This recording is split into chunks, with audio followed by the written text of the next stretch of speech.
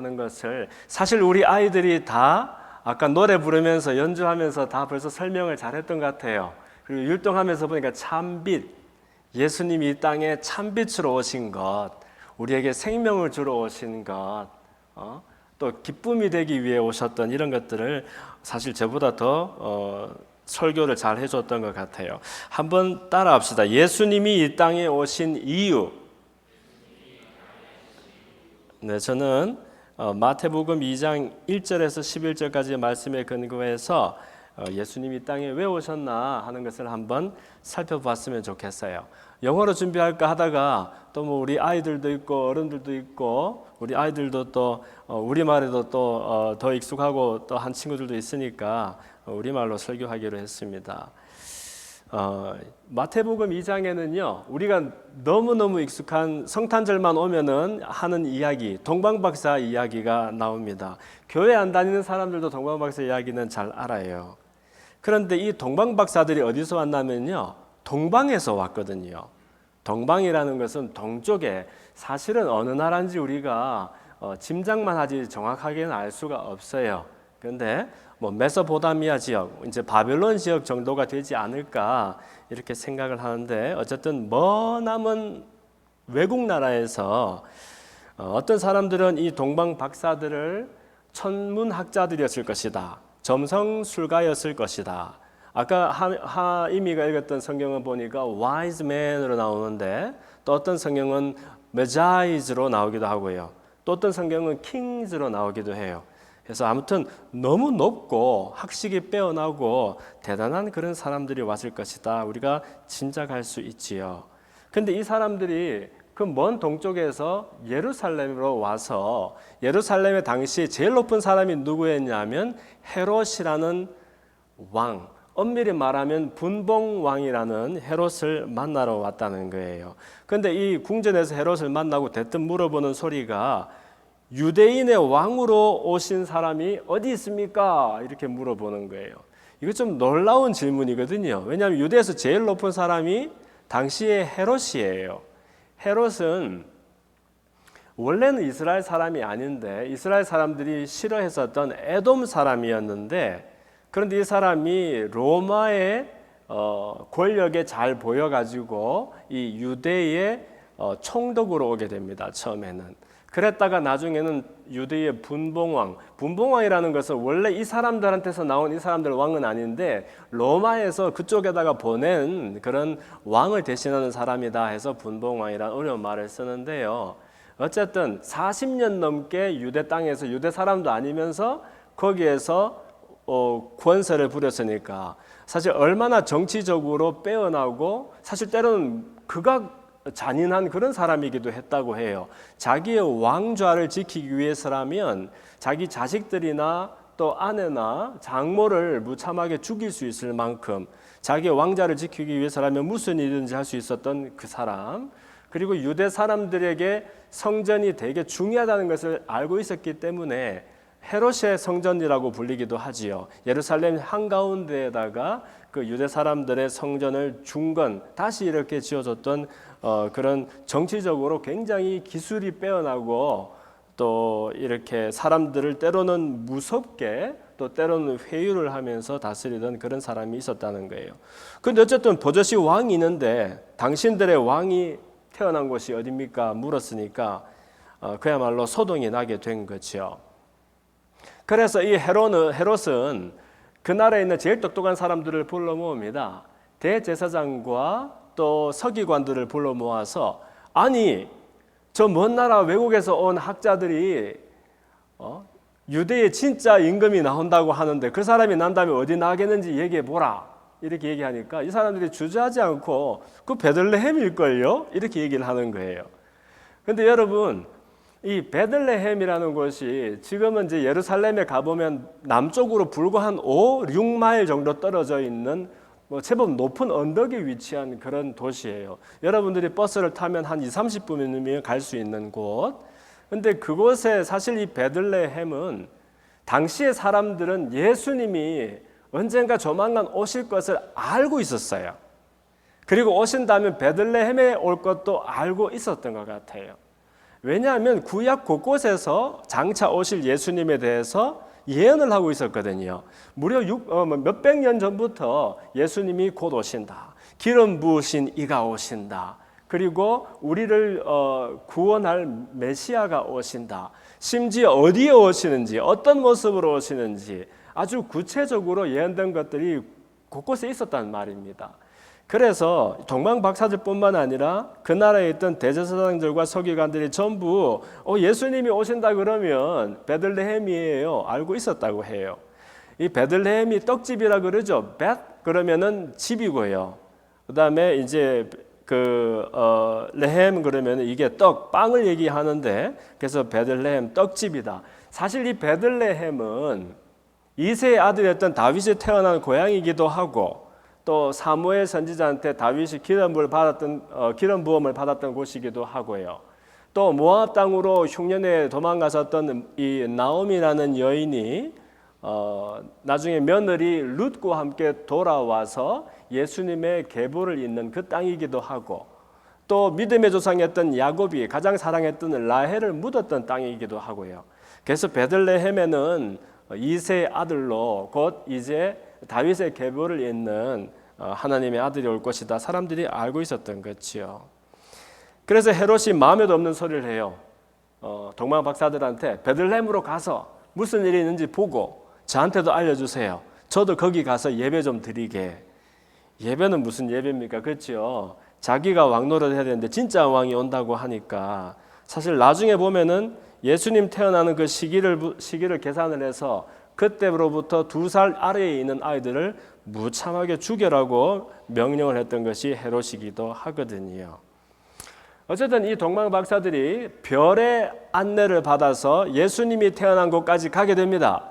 근데 가던 별이 거기에서 딱 멈춰 서니까 아까 우리 읽었던 본문에 보니까 10절에서 저희가 별을 보고 가장 크게 기뻐하고 기뻐하더라 이렇게 되어 있어요. 따라합시다. 기뻐하더라. 참 신기하죠. 유대 사람도 아니고 이스라엘 사람도 아니고 남의 나라에서 온 외국인 학자들이 예수님 태어나신 곳을 드디어 발견하고 기뻐하는데 그냥 기뻐하는 게 아니라 기뻐하고 기뻐했다라고 말해요. 당시에 많은 사람들이 예수님이 곧 오실 것을 알고 있었지만 정작 예수님을 만난 다음에 정말로 그분의 이 땅에 오신 것을 기뻐하는 사람들은 많지 않았던 것을 볼 수 있어요. 외국인이었던 동방 박사는 기뻐했죠. 그리고 베들레헴에서 당시 사람들이 다 자고 있던 새벽에까지 양들을 돌보고 있던 목자들이 천사들을 만나서 예수님 태어나실 것을 알고 그곳에 달려가서 아기 예수님을 보게 되죠. 그들도 몹시 기뻐하고 찬송을 했어요. 그러나 정작 그 땅에서 제일 높은 헤롯을 포함해서 많은 사람들은 그렇게 예수님을 좋아하지 않았다는 거예요. 심지어 대부분의 사람들은 예수님을 나중에 만나게 되고 그분의 놀라운 가르침을 배우고 그분이 심지어 죽을 사람까지도 살리는 그 기적을 행하시는 것을 보고 몹시 환호하고 야단 법석을 떨긴 했습니다마는 정작 그 사람들의 마음속에 예수님이 이 땅에 오신 것으로 기뻐하는 것이 아니라 예수님이 자기들에게 줄 좋은 것들 때문에 즐거워했던 것을 우리가 볼 수 있어요. 왜냐하면 나중에 가면은요, 자기들이 기대했던 예수님의 모습이 아니거든요. 예수님은 번개맨처럼 이 땅에 와가지고 막 나쁜 사람들을 물리치고 우리에게 좋은 것을 주고 막 해야 되는데 그렇게 하지 않고 힘없이 죽으러 오셨다고 말씀하세요. 그리고 자기 사람들이 기대했던 온갖 좋은 것들을 주지 않으시고 굉장히 연약한 모습으로 십자가에 매달리시거든요. 사람들은 자기들이 원했던 모습이 아니라고 예수님을 오히려 비난하고 저주하고 결국에는 십자가에 못 박으라고 말하게 되지요. 저는 오늘 이 짧은 이야기를 통해서 우리들의 모습을 한번 살펴보았으면 좋겠습니다. 과연 우리 속에는 유대인의 왕으로 오신 예수님을 기뻐하는 것이 얼만큼 있는지 한번 살펴보았으면 좋겠다는 거지요. 사람들은 예수님 믿는다고 말하면서도 여전히 내 중심적으로 살 때가 되게 많아요. 제가 언젠가 신앙과 불신앙을 설명해 줄 때 어떻게 말씀드렸죠? 불신앙이라는 것은 예수님 안 믿는 게 아니고 믿는다고 말하는데 여전히 내가 인생의 중심에 서서, 아니 우주의 중심에 서서 이 우주가 나를 중심으로 돌아가야 되고 다른 모든 사람들이 나에게 무언가 의미가, 뭔가 좋은 일이 생기도록 이렇게 이 세상이 돌아가야만 된다라고 고집할 때에 우리는 그것을 불신앙이라고 말한다 말씀드렸잖아요. 무슨 말인고 하니 예수님을 안 믿는 것도 아니고 예수님이 하나님의 아들이고 다 좋다는 거예요. 그러나 그분은 그분이고 여전히 나는 내 인생에서, 아니 내가 속한 이 세상에서 가장 중요한 그런 사람이 되어서 이 세상 모든 것들이 나를 중심으로 어떻게 하면 나에게 좋게 돌아가느냐에 관심을 두고 살아가게 될 때 우리는 예수님 믿는다고 말하지만 사실 예수님 믿지 않는 것과 같은 그런 삶을 산다고 말씀드린 적이 있어요. 그러므로 우리는 예수님이 이 땅에 참빛으로, 우리 아이들이 율동한 것처럼, 노래한 것처럼 참빛으로 오신 분이고 우리들에게 그냥 훌륭한 분, 위대한 분, 그냥 거룩한 분으로 오신 것이 아니라 우리에게 왕으로, 우리에게 주인으로 오신 분이라는 것이 알고 또 믿어져야 비로소 이 성탄절의 의미를 바로 새길 수가 있다는 거예요. 얼마나 많은 사람들이 예수님을 왕이라고 말하면서도 내가 왕이고 내가 주인이고 그렇게 살아가는지 몰라요.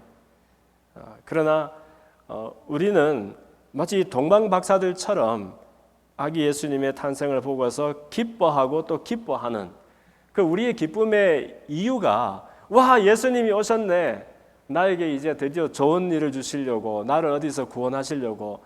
맞죠? 구세주로, 구원자로 오신 건 맞지요. 그러나 그분이 내 인생의 왕이고 주인이 되심으로 인해서 그것으로 기뻐하고 또 기뻐하는 것이 우리들 속에 있었으면 좋겠다는 겁니다. 성탄 시즌은 바로 이 우리에게 왕으로 오신 예수님을 기억하고 또 그분을 향한 우리의 마음을 새롭게 하는 그런 시즌인 것 같아요. 오늘 주제는 기쁨입니다. 우리 대림절 네 주를 우리가 보낸다고 했죠. 그 중에 셋째 주인데 세 번째 초가 하필이면 분홍색, 이 핑크색 초예요. 저 초에 불이 켜지면 우리는 기쁨을 생각합니다. 그런데 우리가 말하는 기쁨이라는 건 대부분 나에게 뭔가 좋은 일이 생길 때 기쁜 일이거든요. 또 나에게 좋은 일이 못 생기면 아쉽고 슬프잖아요. 그런데 진짜 기쁨은 무엇이냐 하면 우리 예수님이 이 땅에 나를 위하여 왕으로 오시고 주인으로 오셔서 나는 그분과 함께 동행하는 그런 특별한 삶을 살게 된다는 것이 진짜 우리들의 기쁨의 이유가 되어야 된다고 생각해요. 사람이 주는 기쁨은요, 되게 제한적이에요. 그래서 그 좋은 기쁨의 이유가 사라지면 영원할 것 같은 기쁨도 사라지고 맙니다. 그러나 예수님이 주시는 평강과 기쁨이라는 것은 unconditional한 거예요. 이래도 저래도 한결같은 우리에게 마구 솟아나는 그런 영원한 기쁨. 그것이 없어서 오늘날 많은 사람들이 어느 때보다도 풍요롭고 편리한 시절을 살아가지만 그러나 불행해하고 우울해하고 있는 것이거든요. 우리 어린아이들이 이제 믿음 가운데서 자라날 때 이러한 종류의 기쁨, 세상이 줄 수 없고 또 흉내도 낼 수가 없는 예수님의 평강, 그리고 예수님의 희락, 그 기쁨이죠. 그 기쁨이 우리 아이들의 인생을 동행하면서 이 아이들이 어떤 처지와 형편에 놓여 있더라도 그 기쁨을 경험하고 또 나누어주고 또 증거할 수 있는 그러한 삶을 살 수 있도록 격려했으면 좋겠습니다. 우리 이 말씀을 생각하면서 함께 기도할까요? 우리에게 기쁨의 이유가 되어주시는 예수님께 감사하면서 주님, 이러한 기쁨을 우리에게 주시려고 이 땅에 오셨군요. 그런 감사하는 기도를 올려드렸으면 좋겠습니다.